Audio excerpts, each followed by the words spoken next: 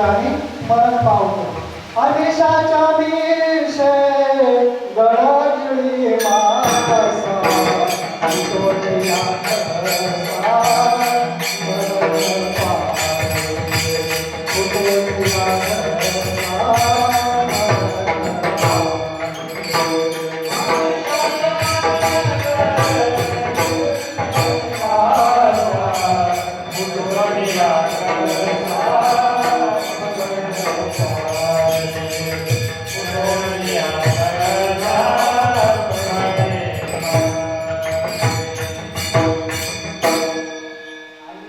नंतर पुढे काय भाषेचा कार्यक्रम होतो ते आपण सर्वजण डोळ्याने पाहतो.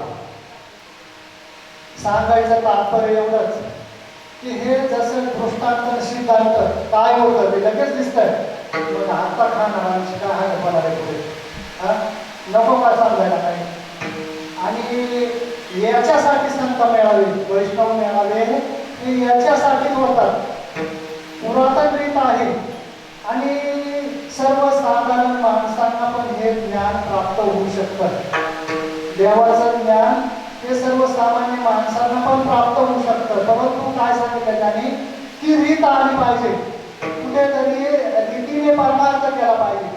मला कोणताही जरी बाबा कोणताही आवाज आपली रीत सोडून नाही जायचं. ज्या रीतीद्वारे आज माझी जे लायकी नसताना ती एकाच नामाद्वारे काय वेद अनंत बोलीला अर्थयुक्त असा एकच नाम आपल्यापर्यंत आलं. आणि त्या नामाचं चिंतन केल्यानंतर काय दगड असतो ना ओबडधोबड दगड असतो त्या दगडामध्ये देवत्व असतंय. परंतु काय करतं कारागीर काय करतो त्याला खराबा काढण्यासाठी क्षणीने घालून काय करतं खराबा काढतो आणि देवत्व तयार करतो.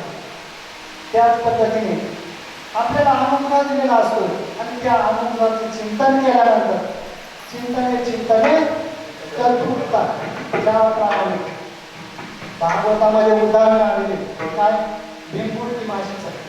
भिंगुरटी किती किती घरी कोणती भिंती मारलेली घरी भिंगुरटी माशी असते ती आडीला पकडून आणते आणि काय करते भिंतीवर काय घंटा बांधून त्याच्यात ओंडवते. तीव्र ध्यान केली होमुनी खाते भिंगुरटी लग्नी चढे उठा उठी प्रत्यक्ष दृष्टी देखील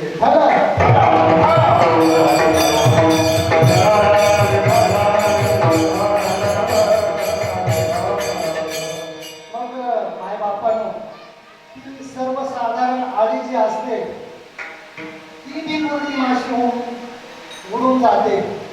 पण आपण एका नामाचं चिंतन केल्यानंतर का पोचू शकत नाही तिथपर्यंत.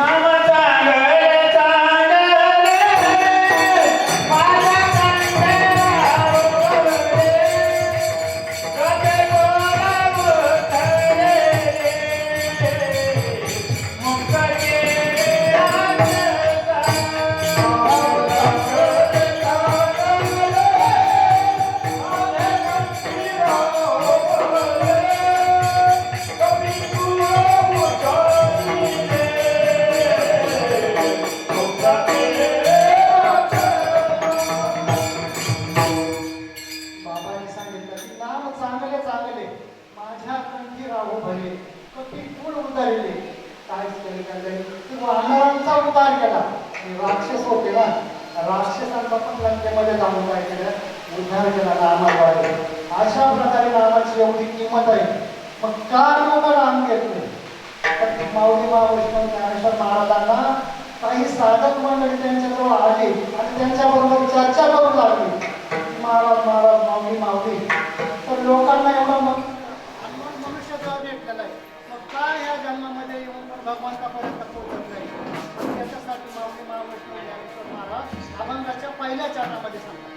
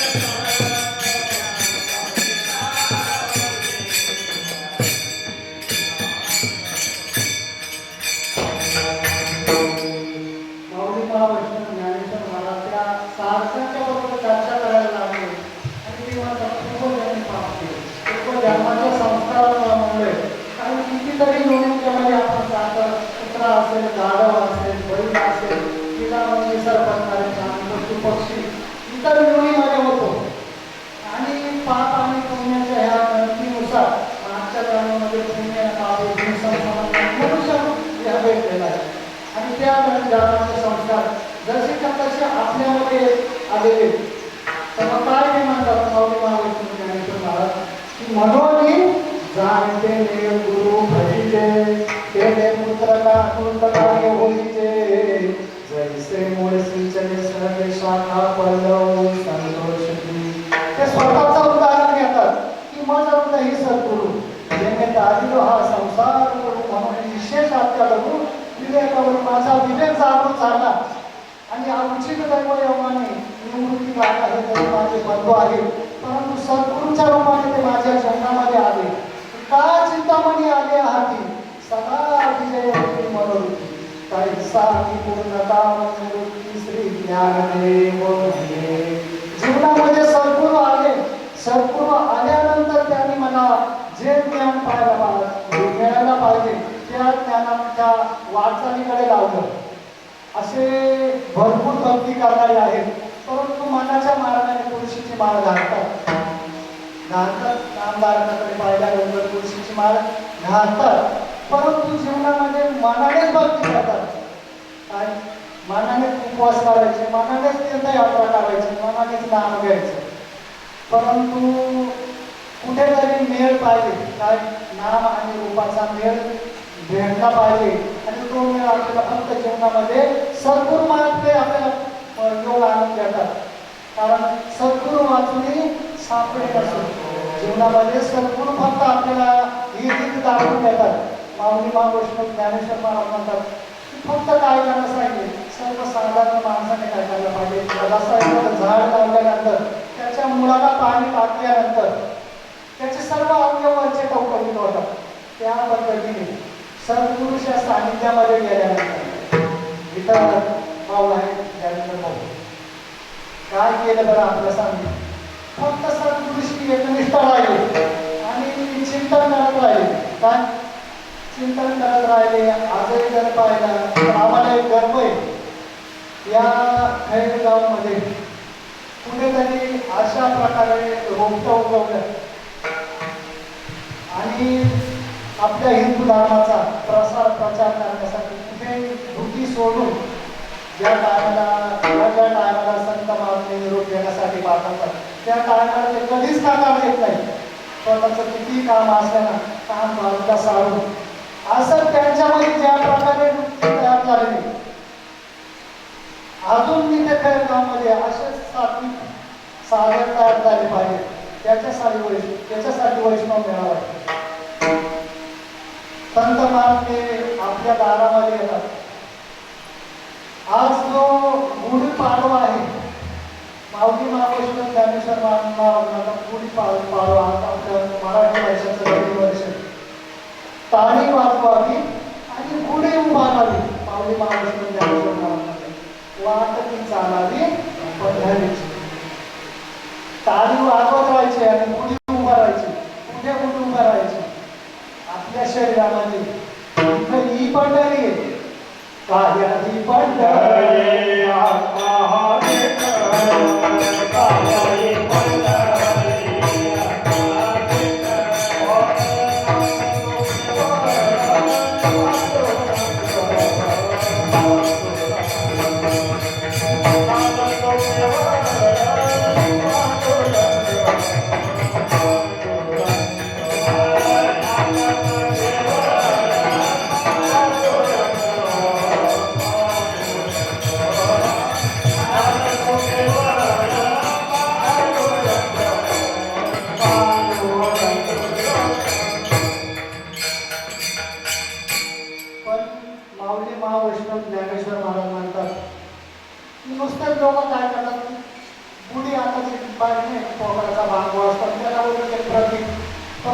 ज्ञानाचं प्रतीक आहे.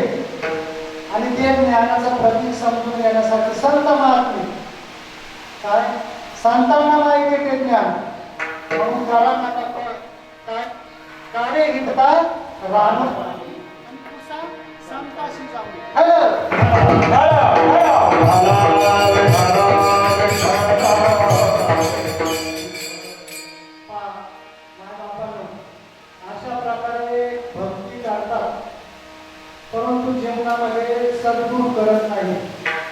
माऊली वैष्णव ज्ञानेश्वर महाराज आणि त्यांचा आदर्श आपण घ्यायचा आहे. सद्गुरू केल्यानंतर काय त्यांच्यामध्ये परिवर्तन आहे. एवढे दिवस झाले आणि पूर्ण आज भारत नव्हे, या भारतामध्ये नाही तर परदेशामध्ये सुद्धा माऊलींचं काय चालू आहे, नामाचा घोळ चालू आहे. कशामुळे? तर जीवनामध्ये फक्त एक सद्गुरू आले. आपण का बरं सद्गुरू नाही करायला पाहिजे? सद्गुरू गुरु बिना कोण वाटाळे बा. जीवनामध्ये सद्गुरू वाटाळे असतात आणि त्यांच्या वाटेने चालल्यानंतर मग त्या टाइमला पांडुरंग परमात्मा हा आपल्या शरीरामध्ये आपल्या हृदयामध्ये आहे. कारण तैसा हृदयामध्ये मी रामू असता सर्व सुखाचा रामू भ्रांताची कामू विषयामध्ये. पांडुरंग परमात्मा हा आपल्या हृदयामध्ये असताना का बरं विषयांच्या मध्ये आपण आले होतो? तर रीत नसल्यामुळे.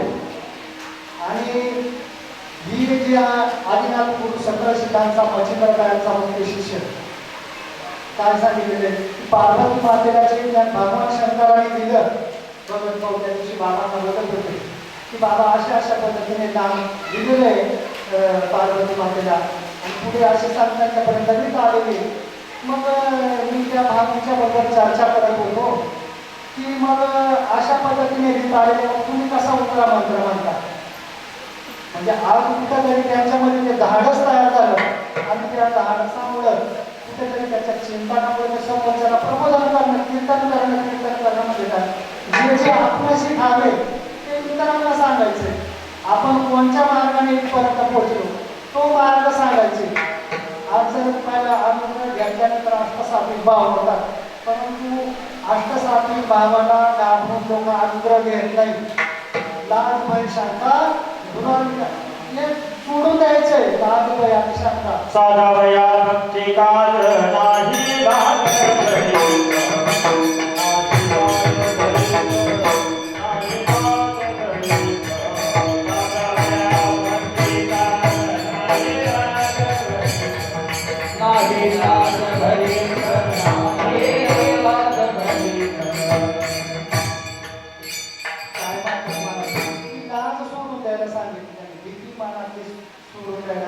कमीपणा वाटतो ना की माझ्याकडे पूर्ण शास्त्र पाठ आहे, गीता पाठ आहे, ज्ञानेश्वरी तुकाराम गाथा पाठ आहे, मी कशाला सद्गुरूचे सानिध्य करू? त्यांच्याकडे काय ज्ञान असेल? नामदेव महाराजांना पण तो अभिमान झाला होता काय, माझ्या कीर्तनामध्ये देऊन असतोय, मी कशाला कीर्तन करू? त्या संतांना शरण जाऊ, सद्गुरूला कशाला शरण जाऊ? मला काय कोणाची गरज आहे? देवच माझ्या कीर्तनामध्ये नसतो. परंतु नामदेव महाराजांच्या पूर्वजन्माची पुण्याही त्यांना कामी आली आणि कुठेतरी त्यांचा कमीपणा त्यांच्या लक्षात आला आणि मग देवाने त्यांना सद्बुद्धी दिली आणि जीवनामध्ये केसर महाराज स्वामींच्याकडे पाठवलं. कसे होते केसर स्वामी? वेदशास्त्राने पूर्ण होते का बाबा? वेदशास्त्राने पूर्ण होते. एका नामाद्वारे त्यांच्यामध्ये परिवर्तन चालू होतं. जगात पिशात संत महात्मे काय होतात, जगाला वेड्यासारखे दिसतात, पण अंतरी शहाणे असतात. ते आत्मज्ञानामध्ये सतत त्या ज्ञानावर अवलंबून असतात. त्यांचे रोजचे कर्म आहेत ना त्या ज्ञानाशी संघटित होतात आणि ते सद्गुरू गेल्यानंतर नामदेव महाराजांच्या मध्ये परिवर्तन झालं. सद्गुरू नाही पूर्ण कृपा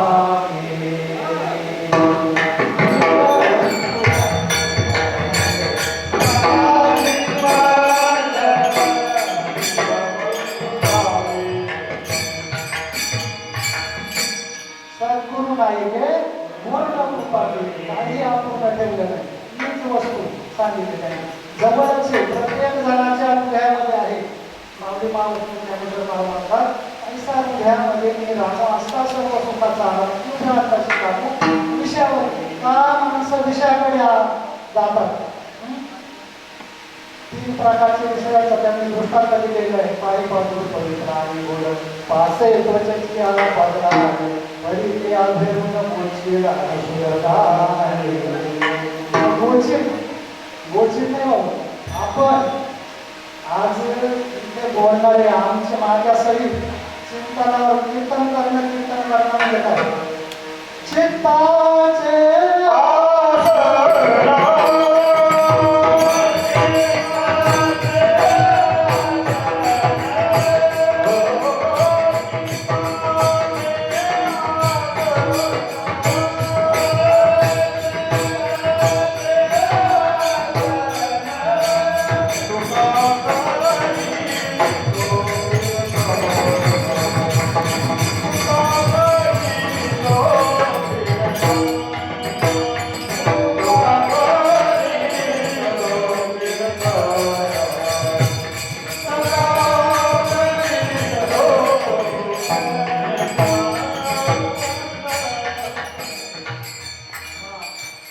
बाप्पा त्या असण्यावर आपल्याला आवड राहून कीर्तन सांगता आलं पाहिजे.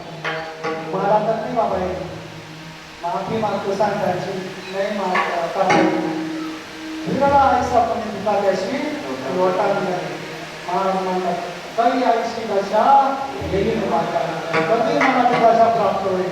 हा त्याच्यासाठी आपल्याला मरेपर्यंत आपल्याला त्या नामाचा घोष करायचा सदा नाम घोष करू हरी कथा सदा चित्त समाधान असो नसो आमचा म्हणजे अशा पद्धतीने साधन केला पाहिजे. दर्पणीचे उलटे भाषे कधी असे त्याची अशी संतांची एक बुद्धी तयार झाली काय की त्या आरशामध्ये पाहायला गेले ना एक आरशामध्ये ती पाठवून दिसायला लागली. आता बाहेर तिकडे अशी संतांची मारण्याची भिंकुडची माशी सारखी अशी भिंकुडची आलेली ना त्या भिंकुडीची अशी दृष्टी झाली त्या पद्धतीने महात्म्याची दृष्टी आहे. आज त्यांना सर्व चारामध्ये भगवंत दिसतोय आणि ते कसा व्यवहार करतात अशा व्यवहारी सुख लाभ झाला आनंद आपल्याला मागे पुढे पण आता हा मनुष्य शरीर आहे पुढे भेटेलच का भाऊ आपल्याला बाबा हा मनुष्य जन्म हा पुढे भेटेलच का. किती दुःख बांधवली हा संसार जर पाहिला संसारामध्ये पुन्हा जन्माला येणार पुन्हा मरणार आणि व्यावहारिक जर संसार घेतला व्यावहारिक संसार तो याच्यापेक्षा कठीण काय. आता जर वाढलेल्या संसारामध्ये जर म्हटलं ना तर किती त्रास असेल. कीर्तनासाठी जरी जायचं म्हटलं ना तर घरातले असे आडवे उभे राहतात काय जायचं नाही. देवधर्म करायला नाही त्रास आहे बाबा सुखाने करून देत नाही काय. आणि तुम्ही खराब मार्गाकडे जर तुम्ही ओढत असाल ना त्याला भरपूर मार्ग बहुमत तिथे मागे आज चांगल्याच्या मागे ना ती कमी असतात. देव भक्ताला की करुणेची संसार आमचे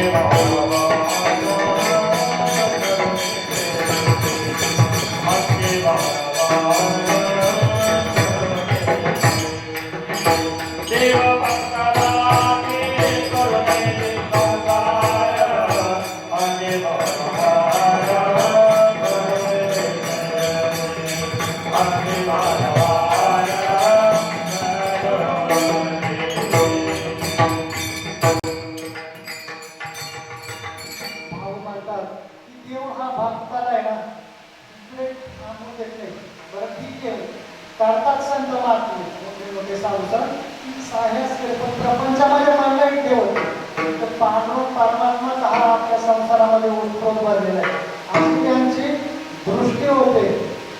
परंतु अशी दृष्टी का सर्वसामान्य माणसांची होत नाही.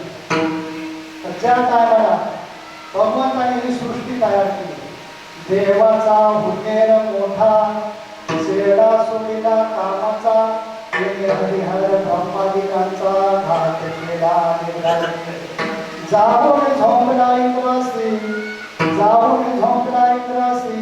भगे पडले शरीरासी कलंक लागला चंद्रासी नारदाची केली नारदी रावणाच्या झोंबला कटी हात धुवून लागला पाठी राक्षस होते पोट्यात पोटी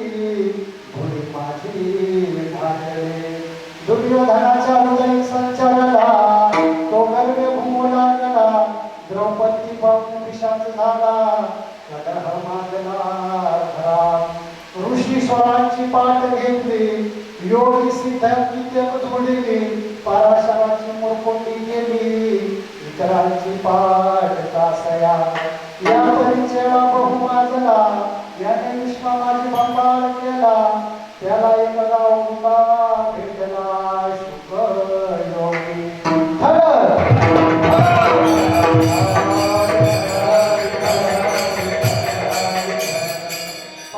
काय बाप्पा आता याच्यामध्ये जे वर्णन केलं ना ते सर्व मोठे आहे.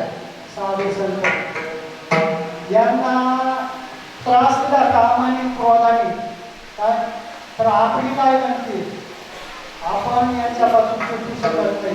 पण त्यांनी सांगितलं की त्याला एक गाव मुलगा भेटला सुख मुली शुकमुनीने त्यांना काय केलं, त्यांच्यावर विजय मिळवला.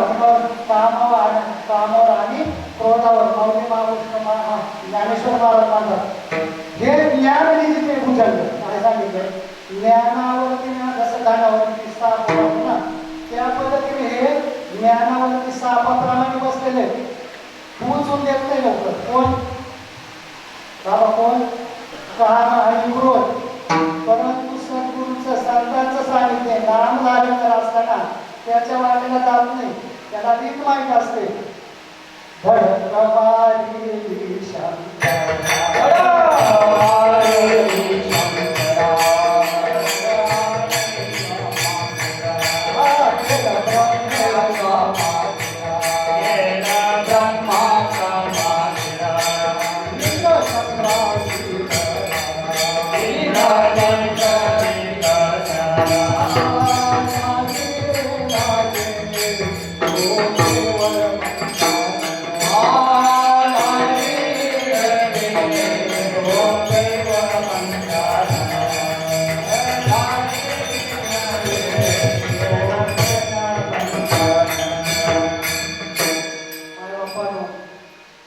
धडकमारी शंकरा,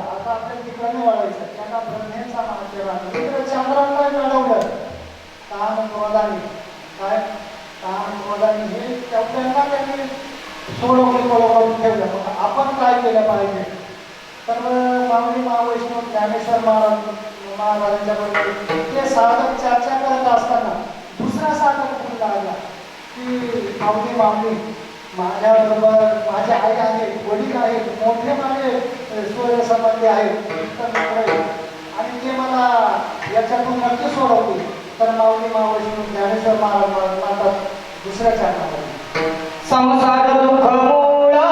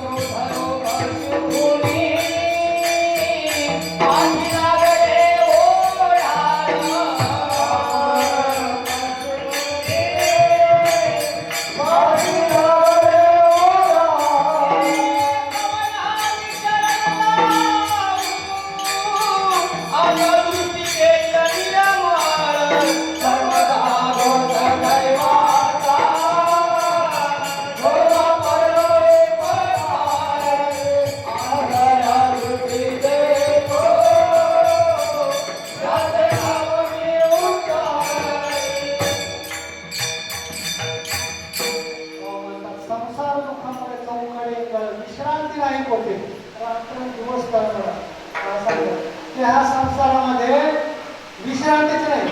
आता हे पुढचं काम लगेच तयार होतं काय. आणि हा जनसामान्यांच्यासाठी दृष्टांत होणं गरजेचं आहे. पूर्वीचा राज्य होता आणि त्या राज्याला पूर्ण कडा होता. पूर्वीच्या राज्याला एक कडा होता. दृष्टांत सिद्धांत कोणाच्या सर्वसामान्यांच्यासाठी घेतला पाहिजे. सर्वसामान्यांना पण ही रीत माहिती झाली पाहिजे. आणि त्या राज्यामध्ये एक आंधळा भिकारी जातोय भिक्षा मागण्यासाठी. भिक्षा मागण्यासाठी एका सर्वगृहस्थाला विचारून त्या दरवाज्यातून आतमध्ये जातो आणि भिक्षा पूर्ण दिवस मागितल्यानंतर पुन्हा बाहेर निघायचं असतं. परंतु हा आंधळा असल्यामुळे एका सर्वगृहस्थाला विचारतो की भाऊ दादा मी कसं बाहेर तर तो भाऊ त्याला म्हणतो की तू ह्या गाड्याला हात टेकत जा आणि हात टेकत गेल्यानंतर तुला त्या ठिकाणी हात लागला तू बाहेर निघशील. आणि अशा प्रकारे हा हात टेकत जातो आणि नेमका दरवाजा आल्यानंतर त्याच्या डोक्याला खाल सुटते. खाल सुटल्यानंतर तो परत चालतच राहतो. तो दरवाजा निघून जातो. असा फिरतच राहतो. आता कधी बाबा कधी बाहेर निघाला हा दरवाज्यातून श्रीपाद बाबा काय सांगायचे 96 पिढ्या जरी गेल्या तरी कधीच बाहेर निघणार नाही. त्या पद्धतीने हा अनमोल मनुष्य देह आहे काय दुर्लभम नरदेह नाथबाबा म्हणतात नरदेह दुर्लभ ना 100 वर्षाची गणना 100 वर्षामध्ये अर्धे गोपेमध्ये अर्धे खेळण्यामध्ये बालपणामध्ये बाकी विषयामध्ये जातात. बालपण गेले नका तरुण कसे विषय येतात बरे मावतात त्यामध्ये याच्यानंतर परत जन्मदा घेणारे जे स्मरण पाहावं त्याचे अत्यंत कलेवर तन तमे ते कोणते सदा तद्भाव वाढीत राहा. काय म्हणतात वर्णी जया जे आठावे तो त्याची गती ते पाहावे म्हणून की सदा स्मरावे म्हणून सद्गुरू करून घ्यायचे त्यांच्याकडनं ज्ञान प्राप्त करून घ्यायचे आत्मज्ञान प्राप्त करून घ्यायचे त्या ज्ञानावर आपण राहायचे सतत क्षणोक्षणी हाच विचार करायचे आपल्याला थोडा सुद्धा त्याच्यापासून विश्राम झाला नाही. पूर्ण जे आपले कर्म राहते दिवसभराचे तीच भक्ती आहे खरोखर आणि ती भक्ती करता येत नाही ओळखता येत नाही. काय ओढावं विठ्ठल पहावं विठ्ठल नाही ना कसं राहता येते पूर्ण दिवसभरामध्ये हे मन आहे ना मन मागे घेऊन जाते नंतर पुढे पळवलं काय नंतर विषयांच्या मध्ये घेऊन कुठं तरी पळवतो आणि त्या ज्ञानाची प्राप्ती संत महात्म्यांच्या मध्ये गेल्यानंतर होते आणि ते ज्ञान नक्कीच तिथून बाहेर पडते. माता पिता बंधू बहिणी कोणी पावती निर्माण मित्र मित्र सज्जन सगळे हे तो सुखासाठी येतो काय ज्यांनी हे जन घेतले असेल काय विज्ञान घेतलं ना बस तेवढ्या पर्यंत चांगलं नाही. तुम्हाला टेन्शन नसते ना बाबा मला समजत नसतं आम्हाला समजतंय काय काय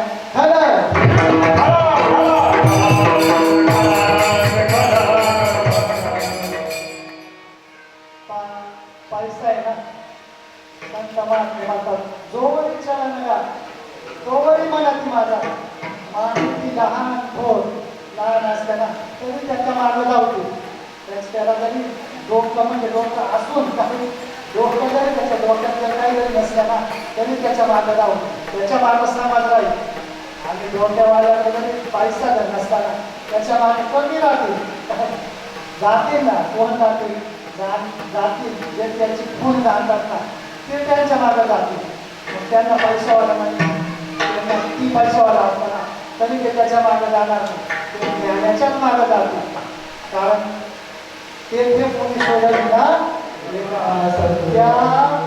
त्या ठिकाणी ज्या ठिकाणी आपण जाणारे काय गर्भवासनेमध्ये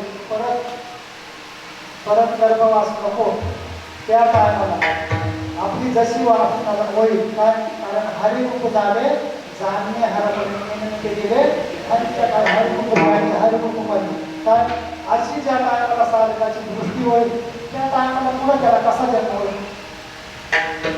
आपण दृष्टांताने सिद्धांताकडे जाऊ जगभरात राजा भरपूर विद्वान होता ज्ञानी होता परंतु हरण सापडल्यानंतर हारणीचाच ध्यास देऊ लागले काय हारणीचाच ध्यास देऊ लागले आणि मग कशामुळे जन्मामध्ये गेले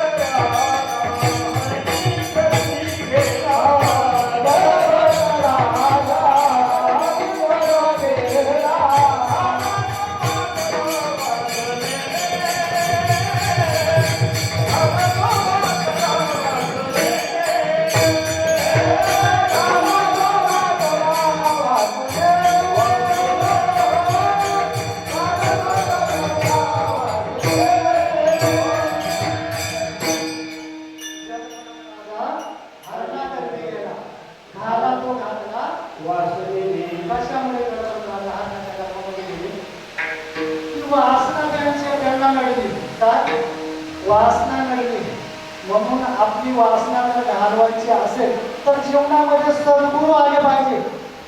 जीवनामध्ये सद्गुरू येत नाही तोपर्यंत आपली वासना जाऊ शकत नाही. 96 पिढ्या जरी गेल्या ना तरी जाऊ शकत नाही. यांना धर्म का करून राहिले हे माझे काका आहेत काय नाते बोलताना जरी काका असले जीवनामध्ये त्यांच्या रूपाने ते सद्गुरू माझ्यासाठी जाऊन आले. काय भरपूर आता बोलतो भरपूर गावा असते आपल्या अवतीभोवती, परंतु कुणीतरी हरिभक्त आपल्याशी नातं बोलतं पाहिजे. आणि मागे जर 20-25 वर्षाचा इतिहास जर पाहिला असेल, हे जीवनात आल्यानंतर गुरुवारी भागडे बाबांच्या जवळून गेलो. भागडे बाबांच्याकडनं अनुग्रह घेतला. अनुग्रह घेतल्यानंतर त्याचं चिंतन केल्यानंतर गुरुवारी विठ्ठल बाबा बसले, त्यांनी मला पाहिलं आणि म्हणतात ना फळ पिकल्यानंतर आंबा पिकल्यानंतर हीच तर माझ्या आयुष्यामध्ये झाली. विठ्ठल बाबांनी पाहिलं आणि हे तर आपल्या निघायचे. बरं बाबांनी पण सांगितलं, बाबांनी त्या टायमाला रघुनाथ बाबा जिवंत होते बाबा, आणि त्यांनी म्हणावं भाऊ तुम्ही बाबांच्या जवळ जात जा. आणि काही दुर्मिळ बातम्या असतात, कारण त्या ज्ञानापर्यंत पोहोचल्यानंतर तेव्हा तो साथ त्याला कुठेतरी आडकाठी घालत नाही. माझा शिष्य आहे, मी कशाला दुसऱ्याला पाठवू. आणि त्या टायमाला विठ्ठल बाबांनी सानिध्य घेतलं. सतत कीर्तन प्रवचन कुठे असो निघालो ना, त्यांच्या वयाचा विचार न करता कधी कधी दिवसभर माझ्यापाशी येऊन बसायचे. ऐशी आता पदर धरा